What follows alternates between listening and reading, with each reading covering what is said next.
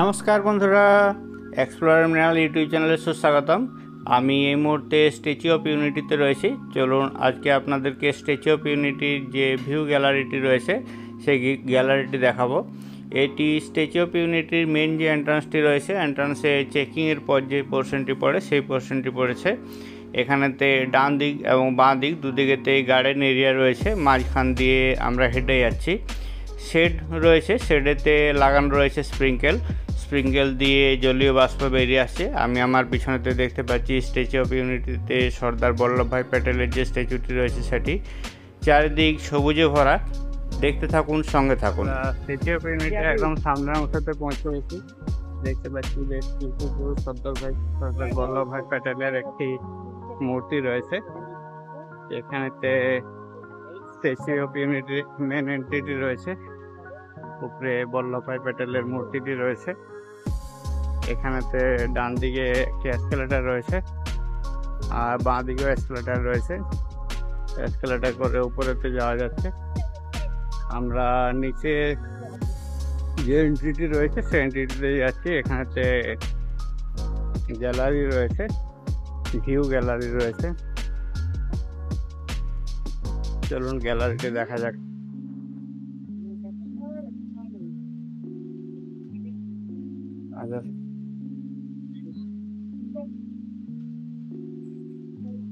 গ্যালারির ভিতরটি fully AC রয়েছে। এখানে একটি ইনফরমেশন ডেস্ক রয়েছে আর ইনকোয়ারি রয়েছে। এটি এন্ট্রি রয়েছে আর এপাশে এটি এক্সিট রয়েছে। আমি এন্ট্রি গেট দিয়ে ভিতরে ঢুকলাম। ভিতরটি বেশ সুন্দর ঠান্ডা রয়েছে এবং পরিষ্কার পরিচ্ছন্ন রয়েছে। এখানে তো ভিতরেতে টয়লেট রয়েছে, ডান দিকে টয়লেটের অংশ রয়েছে। এখানে স্ট্যাচু অফ ইউনিটির যে শো হয়, শোটি আমরা দেখতে পাচ্ছি। স্ট্যাচু অফ ইউনিটি সম্পর্কিত বিভিন্ন ইনফরমেশনগুলি একটি বোর্ডেতে দেওয়া আছে। সেই বোর্ডটি আমরা দেখতে পাচ্ছি। আপনারা চাইলে এটি পজ করে বা স্ক্রিনশট নিয়ে দেখে নিতে পারেন। সামনে একটি সর্দার বল্লভভাই প্যাটেলের মূর্তি রয়েছে। মূর্তিটিতে বয়সের ছাপ খুবই স্পষ্ট এবং খুব সুন্দর লাগছে দেখতে। এখানে তো ভিতরেতে ড্রিঙ্কিং ওয়াটারের ব্যবস্থা রয়েছে। উপরের অংশতে এ ধরনের সিলিং বা ছাদ রয়েছে আর তাতে উপর থেকে সানলাইট আসছে। সানলাইট আসার জন্য হোল করা রয়েছে। এখানে দেখতে পাচ্ছি জায়গায় জায়গায় সানলাইট পড়ছে এবং জায়গাটিকে আলোকিত করছে। এদিকেতে লেডিস টয়লেট আছে, সামনেতে ড্রিঙ্কিং ওয়াটার আছে। পাশে এ ধরনের বসার অনেক জায়গা করা রয়েছে। আমি সর্দার বল্লভভাই প্যাটেলের বাঁ দিকের যে কানটি রয়েছে, বাঁ দিকের কানের সামনে এসে গেছি। এখানেতে সর্দার বল্লভভাই প্যাটেলের একটি পূর্ণ স্ট্যাচু রয়েছে, যেটি দাঁড়িয়ে থাকা স্ট্যাচু রয়েছে। আমরা দেখতে পাচ্ছি বিভিন্ন মানুষকে এখানে তাদের নিজস্ব তুলতে। যারা উপরে গিয়েছিল তারা দেখে শুনে ফিরে এসছে। আমরা একটু পরে উপরের দিকে যাব। এখানেতে বিভিন্ন স্ক্রিন রয়েছে, স্ক্রিনের মধ্যে বিভিন্ন ধরনের ইনফরমেশন যেগুলো আছে সেই ইনফরমেশনগুলো ডিসপ্লে হচ্ছে। বল্লভভাই যে স্ট্যাচুটি রয়েছে, মেন স্ট্যাচুটি, সেটি এটি রয়েছে। স্ট্যাচুর কোন জায়গায় কি রয়েছে সেগুলো এখানেতে দেখানো রয়েছে। কোথায় লিফট রয়েছে, কোথায় এসকেলেটর রয়েছে, কিভাবে নিচ থেকে উপরে যাওয়া যাবে সেগুলো এখানে রয়েছে। পিছনে আমরা দুটি ছবি দেখতে পাচ্ছি, যেখানে নরেন্দ্র মোদীকে দেখতে পাচ্ছি সর্দার বল্লভভাই প্যাটেলের সাথে স্ট্যাচু অফ ইউনিটির ইনগ্রেশনের সময়ের একটি ছবি দেখতে পাচ্ছি। এগুলি সমস্ত ইনফরমেশন বোর্ড রয়েছে। পিছনে তো এভাবে দেখার জন্য আরো বেশ কিছু অংশ রয়েছে। এটি গ্যালারির পার্ট আছে, ভিউইং গ্যালারি এলিভেটর, মানে এখান থেকে ভিউ গ্যালারিতে যেতে চাইলে এখানে একটি লিফট রয়েছে, সেই লিফট দিয়ে যাওয়া যায়। এখানেতে উপরে বড় বড় পাখি উঠছে, পাখি ওড়ার একটি সিনকে তুলে ধরা হয়েছে। এখানে বেশ কিছু জীবজন্তুর ছবি দিয়ে একটি ডিসপ্লে বানানো হয়েছে, যদিও দেখতে খুব সুন্দর লাগছে। ডিসপ্লেটির ভিতরে গিয়ে আপনাদেরকে দেখাচ্ছি, এটি সামনের থেকে এবং পিছনের থেকে দুদিকের থেকে দেখতে এরকমই। এখানে কমন জেবিলি বাটারফ্লাই রয়েছে লেপার্ড, আর অন্যান্য পাখিরাও রয়েছে। এখানে আমি দেখতে পাচ্ছি একটি শিকারা পাখি রয়েছে। এখানে ট্রিক যে বন হয়, ট্রিক বন রয়েছে। এখানে সোলফেরা ওয়াইল্ড লাইফ স্যাংচুরি যেটি রয়েছে, সোলফেরা ওয়াইল্ড লাইফ স্যাংচুরির একটি ছবি তুলে ধরা হয়েছে। এটি ইন্ডিয়ান পাইথন সাপ রয়েছে। এখানেতে ক্রিয়েটেড ট্রেন সুইফট রয়েছে। এটি একটি চ্যামেলিয়ান রয়েছে যে নিজের রং চেঞ্জ করতে পারে। একটি রকেট টেল ড্যাঙ্গো রয়েছে, আর উপরেতে টারমাইন হিল কার্গো রয়েছে যেটি কাঠের উপরে নড়াচড়া করে। আর উপরে অর্জুন স্যালাড রয়েছে, যেটি অর্জুন গাছের যে ফলগুলো হয় সেই ফলগুলো রয়েছে, এটিকে অর্জুন স্যালাড বলা হচ্ছে। এখানে একটি বেকিং ডিয়ার রয়েছে। এখানেতে দেখতে পাচ্ছি রবি ব্র্যাব বলে দুটি ফিশের ছবি রয়েছে। নিচে ইন্ডিয়ান ফ্লাইং স্কুইরেল দেখতে পাচ্ছি, যে স্কুইরেলটি উড়তে পারে জানা ছিল না আমার। আমরা দেখতে পাচ্ছি ইন্ডিয়ান ফ্লাইং স্কুইরেল রয়েছে। এখানেতে প্লেন টাইগার বাটারফ্লাই রয়েছে। উপরেতে জায়ান্ট ডায়নো ফিশ রয়েছে, তার উপরে একদম রয়েছে কোবরা সাপ। এখানেতে একটি ক্রোকোডাইল রয়েছে। এখানেতে একটি প্যারাকিট রয়েছে, টিয়া পাখি রয়েছে এখানেতে। এখানে একটি গোশিলা রয়েছে, হিন্দি, ইংরেজি এবং গুজরাটি ভাষায় লেখা রয়েছে। একটি সুন্দর বাঁশ বনের ছবি দেখতে পাচ্ছি, বেশ কিছু বড় বাঁশ গাছ রয়েছে। এখানে ফ্রেম অফ দ্য ফরেস্ট, যেখানে ফুল ফুটেছে, সেই ফুলের সুন্দর রং দেখতে পাচ্ছি। উপরেতে মহুয়ার যে ফুলগুলো হয়, মহুয়ার বা ময়ের ফুলগুলো দেখতে পাচ্ছি আমরা। এখানেতে সোনাপুর আর্থা এগুলো দেখতে পাচ্ছি। সমস্ত এখানকার যে কালচারগুলো রয়েছে সেই কালচারগুলোকে তুলে ধরা হয়েছে। এখানে একটি রক রয়েছে, রক থেকে জল পড়ছে। আমরা অনেকক্ষণ ধরে ভিউ গ্যালারি দেখলাম, বাকি গ্যালারিগুলো একবার দেখে নেব, সেই জন্য আগের দিকে এগিয়ে যাচ্ছি। গ্যালারিটি এখান পর্যন্ত বিস্তৃত। এখানেতে সমস্ত গ্রাম্য মানুষের জীবনকে তুলে ধরা হয়েছে, পিপলদের জীবনকে তুলে ধরা হয়েছে, স্থানীয় বাসিন্দারা কিভাবে থাকেন। এখানেতে আমি দেখতে পাচ্ছি অটো রয়েছে, অটোতে করে বাঁশের ঝুড়ি নিয়ে যাওয়া হচ্ছে বাজারে বিক্রির জন্য। এখানে ফ্যামিলির পরিবারের লোকেরা বাঁশের ঝুড়ি বানাচ্ছেন। এখানেতে দেখতে পাচ্ছি বাঁশ থেকে কঞ্চিগুলো বার করা হচ্ছে ঝুড়ি বানানোর জন্য। এভাবে গ্রাম্য মানুষের জীবনকে তুলে ধরা হয়েছে। এখানেতে দেখতে পাচ্ছি গ্রামের মানুষেরা যে ঘাস কাটেন, ঘাস কাটার জন্য এখানেতে দেখতে পাচ্ছি ঘাস কাটতে দুজনকে। এটি গোয়াল রয়েছে, গোয়ালের সামনে দুজন দাঁড়িয়ে রয়েছে। এখানেতে গোয়ালের যে গাইগুলো রয়েছে, যাদের থেকে দুধ বার করে বিক্রি করে তাদের উপার্জন হয়, সেই গাইগুলোকে দেখতে পাচ্ছি। এখানে স্তন্যপায়ী প্রাণী ম্যামেল রয়েছে, টাইগার একটি রয়েছে, ওয়াইল্ড লাইফ সেঞ্চুরির একটি ছবি রয়েছে এখানে। এ পাশটি বন্ধ রয়েছে, এ পাশেতে একটি লাল রঙের গাছ রয়েছে, গাছেতে দেখতে পাচ্ছি মাংকি রয়েছে, টিয়া পাখি রয়েছে, আর অন্যান্য পাখি রয়েছে।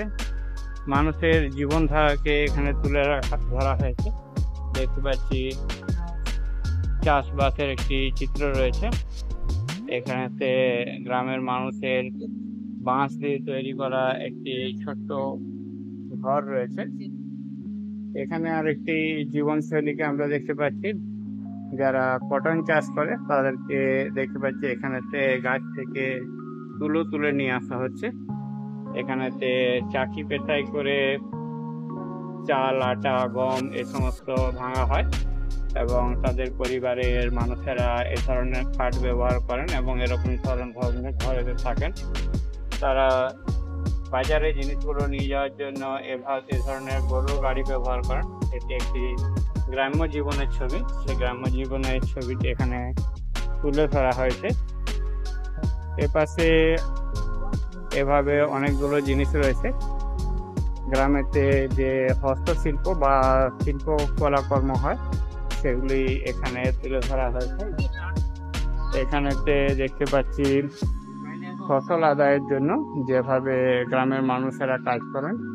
একটি গ্রামের গোয়াল রয়েছে, যেখানেতে গোয়ালেতে গরু বাঁধা আছে। হাজব্যান্ড ওয়াইফকে দেখতে পাচ্ছি সামনে দাঁড়িয়ে।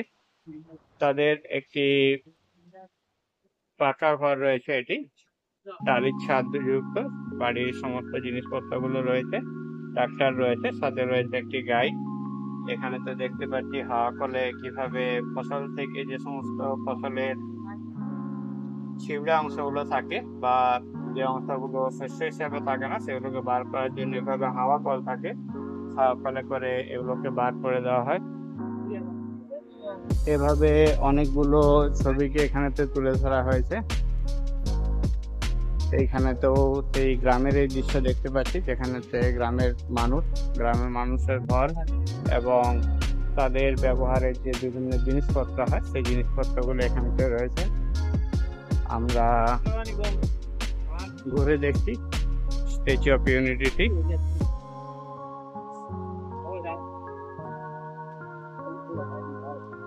এখন থিয়েটার দেখতে যাচ্ছি। এখানেতে অডিটোরিয়াম রয়েছে। অডিটোরিয়ামে সবাই বসে থিয়েটার দেখছে। 15 जून 1945 को उनके जेल से बाहर निकलने के बाद द्वितीय विश्व युद्ध की पृष्ठभूमि के बाद ब्रिटिश साम्राज्य को भारतीय सैनिकों की सहायता लेने के लिए मजबूर होना पड़ा था, जिससे एक समझौता हुआ जिसने भारत पर अपनी पकड़ को कमजोर किया और स्वतंत्रता के लिए रास्ता साफ हो गया। भले ही ब्रिटिश भारतीय जमीन से चले जाने लगे, लेकिन तैयार हो रहा था। मोहम्मद अली जिन्ना के नेतृत्व वाली मुस्लिम लीग ने मुसलमानों के लिए एक देश बनाने के अपने कार्यक्रम और पाकिस्तान को साकार करने के लिए कई भारतीय मुसलमानों का समर्थन प्राप्त कर लिया था। भारतीय नेताओं के कड़े प्रतिरोध के बावजूद भारत के विभाजन को रोका नहीं जा सका। भारत को 15 अगस्त 1947 की अर्धरात्रि को स्वतंत्रता मिली, लेकिन ये बंटवारे के धर्मशाला में नहाई थी। सरदार को भारत का पहला प्रधानमंत्री और गृहमंत्री चुना गया और साथ ही उन्हें सूचना और प्रसारण कार्यभार भी सौंपा गया। विभाजन के प्रबल विरोधी होने के बावजूद वो इस प्रक्रिया की पीड़ा और त्रासदी को कम करने के उपायों को तलाश रहे थे। वो एक अनुभवी नायक और कुशल राजनेता थे और उनके सामने दो विशालकाय चुनौतियां थी। पहला, सांप्रदायिक हिंसा को नियंत्रित करना, जो विभाजन के कारण काबू से बाहर हो चुकी थी। लोगों की भीड़ को नियंत्रित और शांत करना और अन्न, आश्रय व शरणार्थियों के सुरक्षित परिवहन की व्यवस्था करना। दूसरा, भारतीय संघ में 550 से अधिक रजवाड़ों के विलय को सुनिश्चित करना। दृढ़ इच्छा शक्ति और दूरदृष्टि का प्रयोग करके उन्होंने राजकुमारों को भारतीय संप्रभुता में शामिल होने के लिए समझाया। उन्होंने 4 वर्षों 1946 से 1950 तक लगातार बिना थके काम किया और एक संगठित राष्ट्र के विशाल लक्ष्य के लिए प्रतिबद्ध होकर भारत मां को सुरक्षित और एकीकृत किया। ये उनकी देश के लिए महानतम विरासत और उपहार थी। राष्ट्र के लिए एक सशक्त नींव बनाने के अपने विचार और इच्छा के साथ उन्होंने भारत के संविधान को स्वरूप देने में भी अपना महत्वपूर्ण योगदान दिया था। प्रभावी तंत्रों और सेवाओं की शक्ति की समझ के कारण उन्होंने अखिल भारतीय प्रशासनिक सेवाओं और भारतीय पुलिस सेवा का गठन और उनका ढांचा तैयार किया। सरदार पटेल ने 1950 में अपनी अंतिम श्वास ली और राष्ट्र अपने सरदार के निधन पर शोक में डूब गया। उनके ही कारण हम अपने देश की एकता पर गौरवान्वित हो सकते हैं। भले ही यहाँ संस्कृति, समुदाय, भूमि और भाषाओं की विविधता हो, लेकिन हम एक हैं। उन्होंने न केवल भारत के नक्शे पर बल्कि सभी भारतीयों के दिलों और दिमागों पर अपनी अमिट छाप छोड़ी है। सरदार पटेल की विरासत हमें आज भी राह दिखाती व प्रेरित करती है। राष्ट्र उनके जन्मदिन 31 अक्टूबर को राष्ट्रीय एकता दिवस के रूप में मनाकर और इस महान नायक की साक्षी स्टैच्यू ऑफ यूनिटी की प्रतिमा को स्थापित करके उनकी स्मृति को श्रद्धांजलि देता है।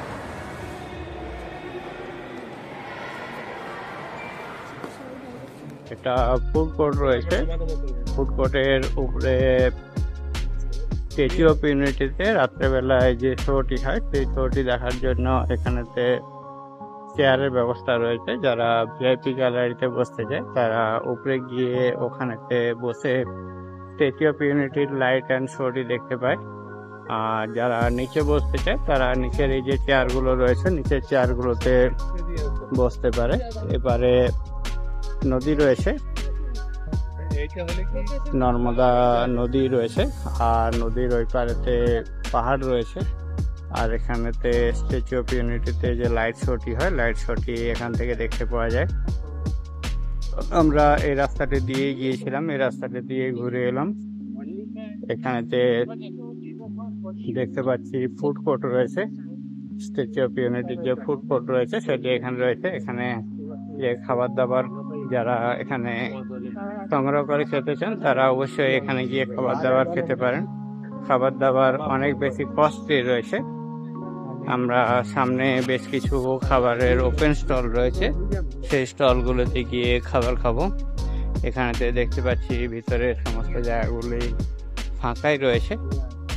এত কস্টলি সেই জন্য কেউ ভিতরে যাচ্ছে না, খুব কম সংখ্যক লোকেই ভিতরে যাচ্ছে। পাশেতে এরকম করবরি গাছের গার্ডেন রয়েছে। এক জায়গায় একটু পিঙ্ক কালারের ফুল ফুটে উঠেছে। এই জায়গায় সাউথার্ন টেস্টের একটি ফুড কোর্ট রয়েছে আর তার পিছনে রয়েছে স্টারবাকসের কফির শপ রয়েছে। প্রত্যেকটি খুব কস্টলি রয়েছে। এ পাশেতে রাত্রেবেলা যে শোটি হয় লাইট শোটি দেখার জন্য যে চেয়ারগুলো রয়েছে সেই চেয়ারের ব্যবস্থা এখানেতে রয়েছে। আমরা এখান থেকে আস্তে আস্তে বেরিয়ে যাচ্ছি, দেখতে থাকুন, সঙ্গে থাকুন।